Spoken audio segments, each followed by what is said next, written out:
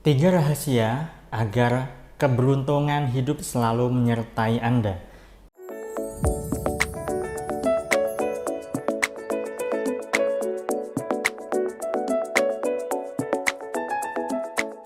Assalamualaikum warahmatullahi wabarakatuh. Jumpa lagi dengan saya, salam dan salam berlimpah. Sahabat, kali ini saya ingin bahas tema terkait dengan tiga rahasia apa saja yang bisa menarik berbagai macam keberuntungan dalam hidup. Nah, di sini tentu saja yang namanya orang itu ada pola beruntung, ada juga pola sial, ya kan? Ya, semuanya itu berpola, sahabat. Hidup ini adalah berpola. Sayangnya kebanyakan orang itu polanya adalah sial, kan gitu. Nah, sekarang saya akan rumuskan tiga rahasia ini, tiga cara atau tiga jurus yang jika Anda praktekkan dalam kehidupan Anda sehari-hari secara konsisten, maka keberuntungan hidup selalu menyertai Anda. Apa saja sih rahasia itu? Yang pertama adalah Anda perlu yang namanya lebih dominan berpikir serta berperasaan yang positif. Ini memang terkesan tabu, tetapi tidak banyak orang yang mampu melakukannya. Jujur saya sendiri juga masih terus selalu untuk berupaya dalam mode atau lebih dominan positif, ya, pikiran maupun perasaan positif. Karena saat pikiran positif, ya, dan perasaan positif, maka itu akan terjadi keselarasan.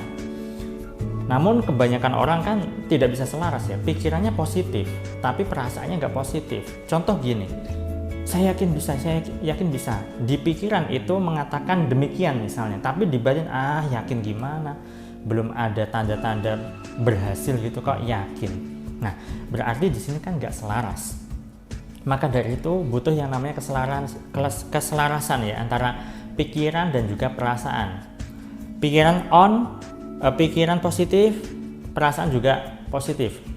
Pikiran off, hati on. Nah, artinya gini, kalau misalnya perasaan kita atau hati kita on dalam mode positif nih, otomatis sudah positif juga pikiran kita.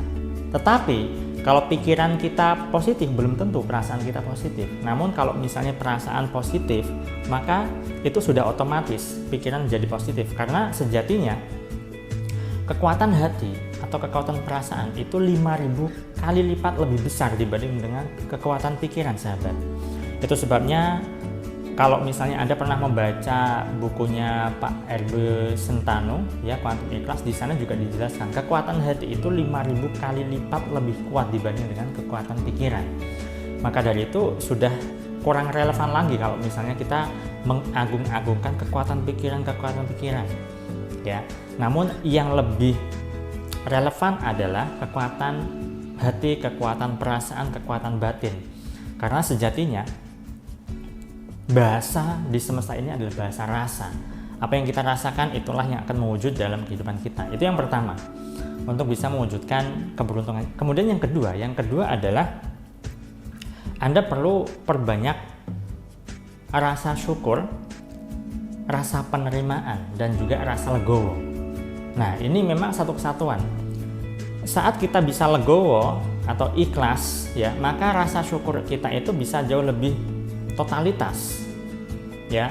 Karena ciri-ciri orang yang bisa syukur, yang bisa ikhlas, yang bisa legowo atau rela, mereka adalah bisa menciptakan ketenangan batin. Saat batin tenang, maka semuanya bisa dikendalikan dengan baik.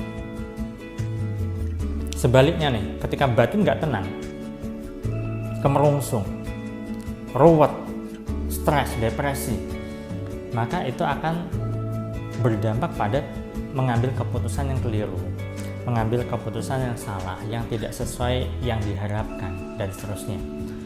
Maka dari itu butuh yang namanya berlatih untuk menerima apapun kondisi saat ini, berlatih untuk legowo apapun yang terjadi dalam hidup Anda, berlatih untuk syukur apapun yang saat ini sudah dan masih terus Anda miliki serta Anda nikmati.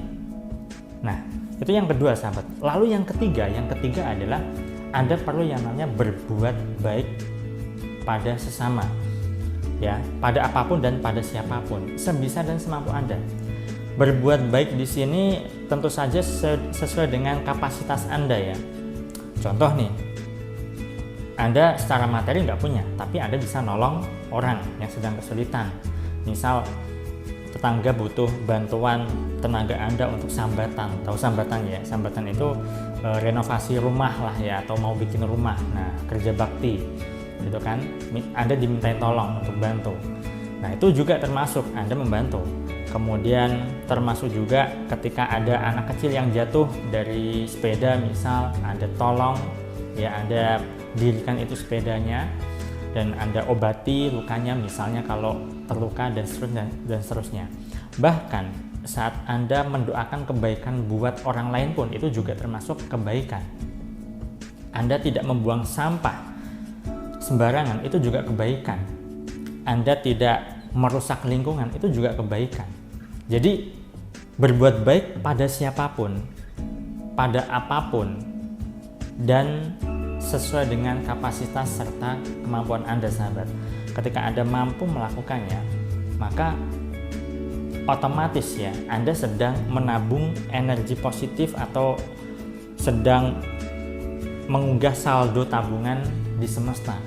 Ketika semuanya terunggah, energi positif terunggah, saldo tabungan Anda di semesta itu banyak, maka bukan tidak mungkin berbagai macam keberuntungan, berbagai macam kemudahan, berbagai macam keajaiban dalam hidup Anda bisa Anda capai dengan gampang, tanpa Anda harus susah payah untuk mendapatkannya atau mencarinya. Karena semakin dicari kemudahan, keberuntungan, keajaiban itu semakin menjauh. Tetapi Anda fokus saja untuk berbuat baik, untuk memperbaiki diri Anda, untuk mengubah cara pikir Anda, untuk memperbaiki batin Anda, dan sebagainya. Ketika di dalam diri Anda sudah baik-baik saja, sudah terkendali, maka di luar pun akan terkendali. Itu saja yang bisa saya sampaikan pada kesempatan kali ini. Saya doakan agar hidup Anda berlimpah, agar Anda dimudahkan rezekinya, dan agar Anda digampangkan segala hajat serta urusan Anda. Saya salam, terima kasih, dan salam berlimpah. Assalamualaikum warahmatullahi wabarakatuh.